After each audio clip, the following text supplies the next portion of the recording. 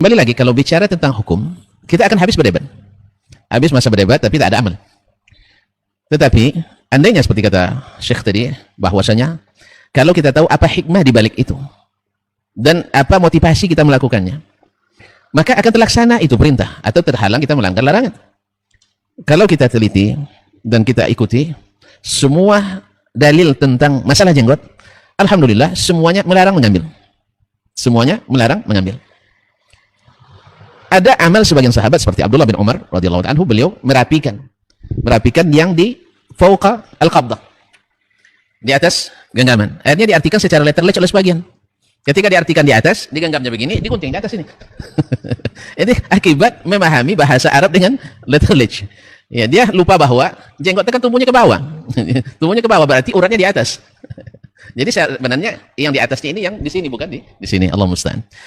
Oleh sebab itu, ikhwani fillah, kalau seseorang mengaji tentang faedah jenggot, satu, bahwa orang yang berjenggot itu lebih kelihatan laki-laki daripada yang tidak berjenggot.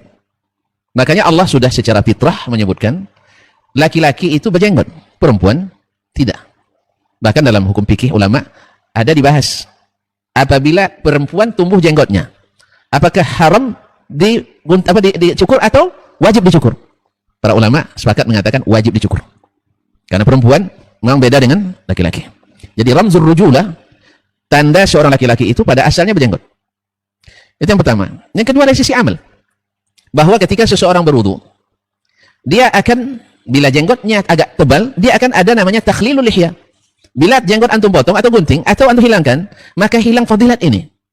Bahkan kita kan waktu seperti Muqaddimah Ilmi tadi, di akhir atau ketika kita mati akan menyesal menyia-nyiakan satu rakaat saja, satu amal. Kita tidak akan pernah mengatakan amal sudah banyak sampai di akhirat, pasti kekurangan.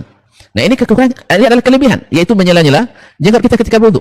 Udah ada fadilat lain lagi, bahwasanya ketika seorang berwudu, lalu air akan diampuni dosa yang berkaitan dengan mukanya seiring dengan tetesan terakhir yang menetes dari jenggotnya. Hilang lagi fadilat ini. Kemudian semangat mengikuti Nabi alaihi salatu wassalam. Andainya alasan kita bahwa berjenggot itu tidak rapi, ini alasan. Justru sebaliknya, orang lain mengatakan berjenggot itu rapi. Bukankah orang seniman rambutnya acak-acakan itu yang seni katanya? Nah, kalau tentu nak tahu bahwa rapi itu adalah Nabi alaihi salatu wassalam. Dia mengatakan innallaha jamilun yuhibbul jamal. Allah itu indah dan mencintai keindahan. Nah, Nabi sendiri menjaga dan memelihara jenggotnya, karena jenggot itu indah di dagu laki-laki dan menyemak di dagu perempuan. Makanya perempuan wajib tidak berjenggot. Laki-laki, nah kalau hukum nanti terjadi khilaf lagi. Saya katakan wajib atau bilang tadi makruh nanti. Masyaallah kiram dirahmati Allah. Nah, jenggot itu adalah sunnatul anbiya. 10 nabi itu berjenggot. Nabi dan Rasul itu seluruhnya berjenggot. Nah, adapun perkataan Nabi wa khaliful majus, wa khaliful yahud, ini bukan illah dalam hukum. Ini hikmah. Disinilah bedanya orang kalau salah dalam menafsirkan hadis, yang illah, hikmah dikatakan illah, akhirnya salah dalam produk hukum. Wa Nabi SAW perintahnya adalah yang pertama, a'ful liha, wa qussus syarib, wa khaliful yahud, wa khaliful majus. Kalian biarkan jenggot kalian tumbuh, dan silahkan rapikan kumis, dan berbedalah dengan orang-orang Majusi atau Yahudi. Karena orang Majusi Yahudi memanjangkan kumisnya, mencukur jenggotnya. Masyaallah kiram, ini hikmah. Artinya, apa dalilnya? Karena Nabi menyebut i'fa'ul lihya min sunanil fitrah. Di antara sunnah fitrahnya laki-laki adalah i'fa'ul lihya, membiarkan jenggot tumbuh. Nah, ketika orang-orang Majus, orang-orang Yahudi melanggar fitrah tersebut, maka kita dilarang ikut mereka. Tetapi setelah mereka kembali berjenggot misalnya, kita tetap ikut berjenggot. Apa sebab? Karena dia kembali ke yang benar. Tidak boleh kita yang ini. Sama dengan ada orang tua ingatkan anaknya, "Yong, dia. Kamu jangan sampai menjadi penjahat. Harus berbeda dengan si fulan." Ada tukang penjahat besar di kampung itu kan, jangan seperti dia. Nah, ini hikmah atau illah? Hikmah. Artinya bila si fulan nanti bertaubat, jangan kamu gantikan jadi pencuri. Nah, itu namanya hikmah, bukan illah. Baru bisa dikatakan illah nanti kalau Nabi mengatakan a'ful liha mukhalafatan lil yahud. Nah, itu mungkin illah. Tapi enggak, ini perintah berantai. Pertama, hukumnya tetap pelihara jenggot. Kemudian tambah lagi, jangan seperti orang Majusi atau Yahudi. Ini dikuatkan dengan hadis sunanul fitrah, yang salah satunya adalah memelihara jenggot. Adapun yang mengatakan jenggot saya tidak bagus, ini juga sudah terjadi seperti zaman Nabi alaihi salatu wassalam. Ketika Ubaid bin Amr al-Ansari radhiyallahu taala anhu, dia isbal, memanjangkan sarungnya, menutupi kakinya, Nabi panggil, "Ya fulan, irfa' thawbak." Angkat pakaianmu. Fa innahu atqa li rabbik, karena lebih bertakwa kepada Rabbmu. Ma'asyal kiram, dia beralasan, ya Rasulullah, inna fi rukbatayya rikka'au kama qala, ada cacat di kakinya.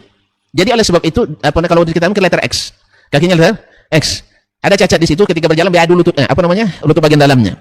Jadi dia ingin sembunyikan kakinya seperti itu. Lalu kata Nabi SAW, katakan, inna khalqallahi kullahu hasan. Setiap ciptaan Allah itu pasti indah. Cacat itu sendiri di mata Allah indah. Bukankah bau mulut kita ketika puasa bau, tapi di sisi Allah atyabu min rihil misk, lebih harum dari bau kasturi. Ini lebih indah dari kaki yang senantiasa isbal walaupun proporsional. Jadi kata Nabi, taati syariat walaupun terbuka cacat itu indah. Maka diriwayatkan oleh perawi Abu Sa'id Al-Khudri, wala yura ba'da dzalika wala yura dzalika musbilan izarahu. Setelah itu tak terlihat lagi dia isbal. Subhanallah. Betul kata beliau tadi, mereka kalau Nabi yang ngomong langsung.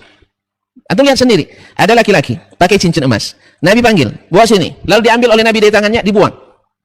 Ada yang kasih, tanya lagi, itu kan buang sebagai teguran. Setelah Nabi pergi ambil, dia bilang, wallahi la akhudhu syai'an qadzafahu Nabi sallallahu alaihi wasallam ini, atau tarahahu Nabi sallallahu alaihi wasallam, demi Allah saya tak akan ambil lagi sesuatu yang dibuang oleh Nabi alaihi wasallam.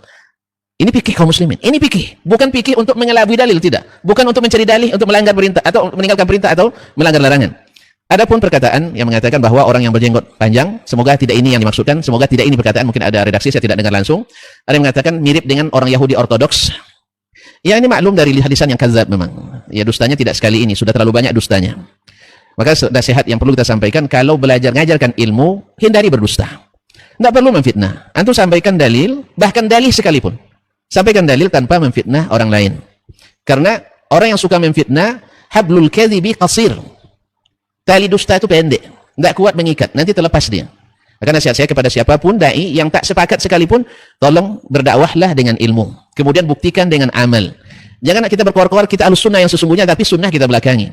Jangan kita katakan kita pengikut salaf yang asli, yang lain talaf misalnya, tapi buktikan dengan amal. As-salaf itu bila diperintah dikerjakan, bila dilarang mereka tinggalkan, tanpa banyak alasan. Oleh sebab itu kalau dia miripkan dengan demikian, ya kalau sempat kita mengatakan itu sudah dilapor gitu itu.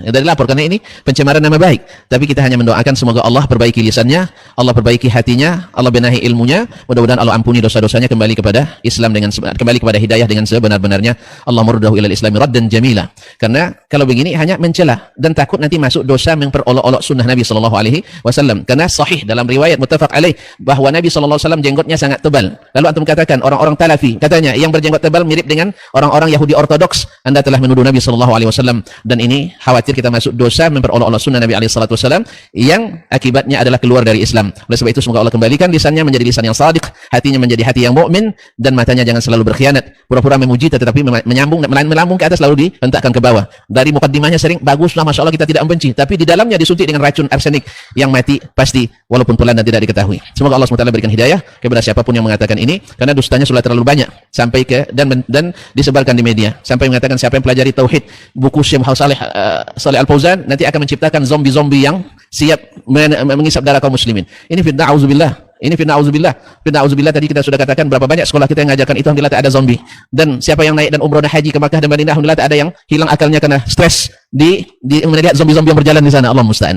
Tapi subhanallah masih banyak juga yang supporternya, banyak juga followersnya, banyak juga subscribersnya. Semoga Allah SWT berikan kita ilmu yang sahih, amal yang salih, niat yang ikhlas, bukan karena setuju hilang patutnya. Kalau bahasa pepatah kami, hilang patut dikatuju. Karena setuju suka memfitnah, akhirnya kita akui dan kita angkat seperti seorang pahlawan dan seorang pendekar aswaya. Allah musta'an wa alaihi tuklan. Semoga Allah berikan taubat kepada kita dan kepadanya. Amin ya rabbal alamin.